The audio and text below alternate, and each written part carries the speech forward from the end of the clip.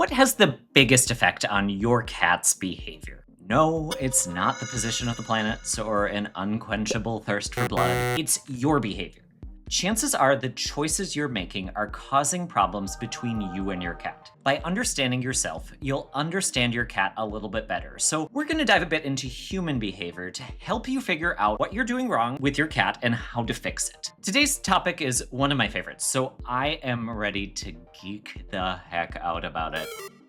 We're talking functional fixedness. That alliteration is just, chef's kiss. Amazing. Chances are functional fixedness is costing you money, resulting in unnecessary behavior concerns with your cat, and causing you frustration that really doesn't need to happen. Let's talk about what it is, how it affects your cat, and at the end, I'll give you a few exercises to try and help you overcome it. To start, what the heck is functional fixedness? Give that brain a stretch because I'm going to ask you to solve a problem and actually demonstrate it. Think of this as practice for repeating this with your cat. I have a few items here. We're gonna just pretend that these thumbtacks came in this box, but we've got a box of thumbtacks, a matchbook, which let's just pretend that this lighter is a matchbook. I'm doing my best, okay? And a candle. Once again, let's pretend that this isn't an LED candle because I'm not burning down my home for a YouTube video. Sorry. Using only these items, how can I mount the candle to my wall and then light my candle? If you're thinking of searching the internet for the answer, it's out there, but one, I'm going to give you the solution in a bit, so just hang on. And two, I want you to actually think about this so you can experience functional fixedness yourself. Either pause for a few moments or I'll throw up a few seconds of cute footage of my cats to give you some time to think of some solutions. Gonna dance as well. This is not a dancing channel for a reason. So, what did you come up with? Did you say that you'd use the thumbtack to mount the candle to the wall? Congratulations, and I hope that you have insurance because your home is now on fire. Functional fixedness is a cognitive bias that prevents us from seeing new and novel uses of items, and the scenario I gave you is a classic example of it. It's called the candle problem. The reason it's a classic example of functional fixedness is that I told you that you can only use the supplies that I mentioned, but I didn't say that you had to use them for their intended original purpose. You've got a box of thumbtacks, candle, and a matches. The key to solving this is the box. The function of the box initially seems like it's to hold the thumbtacks. I never said that you couldn't use the box itself. Is there any reason that couldn't hold a candle? What you do is you take the thumbtacks out, stick one in the bottom of the box and use it to secure the candle, which my candle doesn't really need to be secured, so I'm not actually gonna do that one, so we're gonna pretend. We're just gonna put the candle in the box. And then you take two of the thumbtacks and then mount the box to the wall. Hello, Poutine. Poutine, are you here to help teach people about cognitive biases? Thank you, Poutine. Just gonna add that little box there so then you can actually see the candle. And then you take... We're not gonna use flames around the cats. Once you have the box mounted to the wall, the matches can do their thing. Wow, amazing! I just solved the candle problem.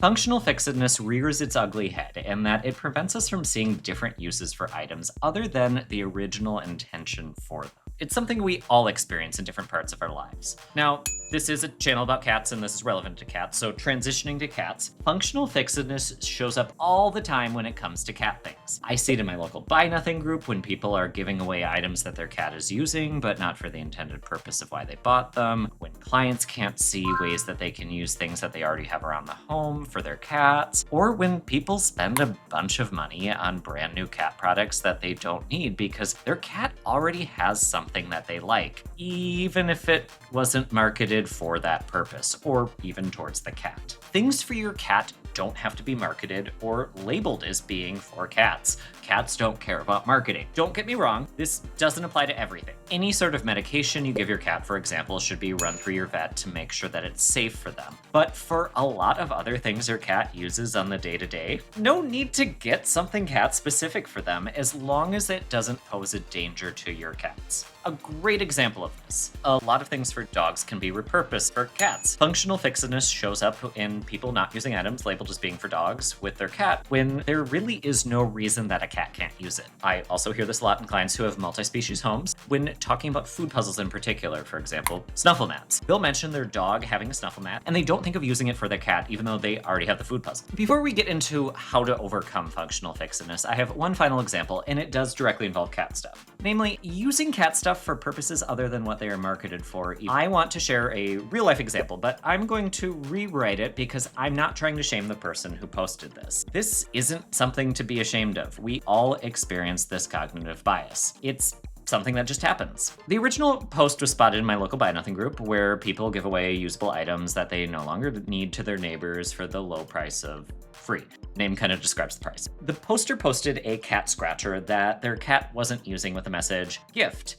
Cat scratcher that my lady ignores because she's such a diva who prefers sharpening her claws elsewhere. She will sit on it like the beautiful statue she is, but isn't using it to scratch, so I want it to go to a cat that will use it as intended. There was also a photo of the cat sitting on the post. I'm going to include one of Poutine sitting on a scratcher. The one line that really sticks out to me because it's such a chef's kiss example of functional fixedness is the part about wanting it to go to a cat who will use it as intended. The cat wasn't harming anything by sitting on it. Poutine does that all the time, so does Prozac, but Poutine tends to do it a little bit more. Actually, it's something that's fulfilling another need for that cat. It just wasn't the original purpose of it. So how could that lovely human's cat, and by default you, overcome functional fixedness? I'm going to have you practice this in a moment, so pay attention. If you look at the research, which you don't need to do because I already did it for you, don't worry. You're welcome. There are a few possible solutions that aren't that hard to implement, though they won't all work in every situation, so don't expect any of these to be a panacea that solves everything. One of the solutions, called constraint relaxation, involves thinking of all the different possible uses of an item. I'm not talking about all of the intended uses, all uses. For example, let's look at a spoon. Spoons are something that you could eat with or stir something, but those are basically the intention behind them. You could also use it as a shovel if you're repotting plants. Ask me how I came up with that one. I was doing it earlier today. Speaking of gardening, it could be used as a marker in a garden to indicate where you planted seeds. But let's start thinking of cats. You could use the spoon to scoop snacks into a bowl, which your cat would appreciate. Actually, they told me that's a really good thing to try. That's still its regular intent, so let's get weird. You could use the spoon to feed your cat's treats during a training session, or honestly, even to pet your cat. You could attach some spoons at the actual spoon and then on the handle attach strings, cat toys, and make it into some sort of weird marionette style cat toy. I don't know, it doesn't matter. Use your imagination. There's no reason you can't do that. That's the point of that method of overcoming functional fixedness, is coming up with every possible use of it. Another technique that multiple researchers demonstrated helps reduce functional fixedness involves looking at each component of an object individually rather than the object as a whole, or looking at the function of the object as a whole. Let's use a cat tree as an example, specifically one that has some sort of litter box enclosure. The obvious use of the cat tree is a climbing space or a scratching area and a place for your cat to poop based on what the manufacturer suggests. Now, cats typically don't love litter box enclosures. Typically, I encourage people not to use them because even though they may contain the smell, it's gonna really contain the smell for your cat, who has a more sensitive sense of smell than you do, and I see a lot of litter box aversions because of them. So since litter box enclosures are not a great idea, what could you use that space for instead? It's an enclosed space with an opening, and some cats like lounging on the ground in enclosed spaces like in a cave. Add a blanket and it becomes a nice cozy resting spot or cat cave. Now, I promised you an exercise to help you get thinking about this, so let's dive in, and then I have some really good news before we wrap up. Part of overcoming functional fixedness is that there aren't correct answers. The thinking component of this part is what matters. I have a couple of random objects from around my home. They're not cat related, but I want you to use each of the techniques I just mentioned to think about how you could use them for something with your cat. You are allowed to modify them or use other items with them. And feel free to share your ideas in the comments. I love hearing what people come up with. Just don't cheat and read the comments for ideas. Geez, I am trying to help you here. Think about it. For the first item, think about all the different components of the object and ways you could use each component individually. Ready? It's this lovely shelf I have in my bedroom. Ignore the stuff on top because that's not really part of the item, and I want you to focus on the actual shelf itself. Think of each component of the shelf. First, think of them and then ask yourself, how could I use this for my cat? You could also try this with non-cat ways to use it, but this is a cat video, so focus on the cats. Hello, Poutine, did you bring me your cat dancer? We'll play with this after. How does that sound? After you've done that, let's try the other technique of thinking of every possible use you can for an item, using a different object. This jar.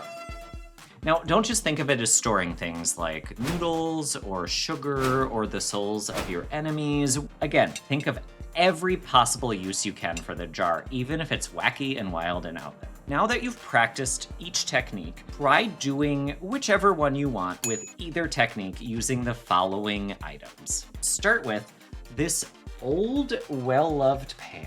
Baking cookies is one use for it, but what else could you use for this pan?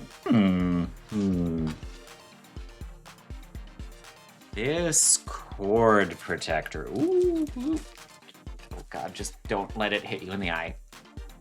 Let's do a little bit of a bonus activity, and then I have the good news that I mentioned earlier. I want you to come up with a novel litter box. Think big, waterproof, or disposable, will hold litter and is easy for your cat to get in and out of. No top entry boxes. Let me know what you think of, because there's a lot of things that one could use around the home that could be turned into a litter box if one needed to. If this all seems like a lot, fret not. This is something we all experience, so it does take work to overcome. It's a natural human tendency. One study done by engineers who honestly have to really overcome functional fixedness in their profession found that even being educated on and being aware of functional fixedness helped to reduce it in engineering students. In other words, by watching this video, you've already started on the journey of coming up with clever ways to keep your cat happy. You know what you're up against and can begin taking steps to address the problem. I hope this helps you better understand yourself and your cats. Now, go get your cat a didgeridoo and find some way to turn it into a cat toy.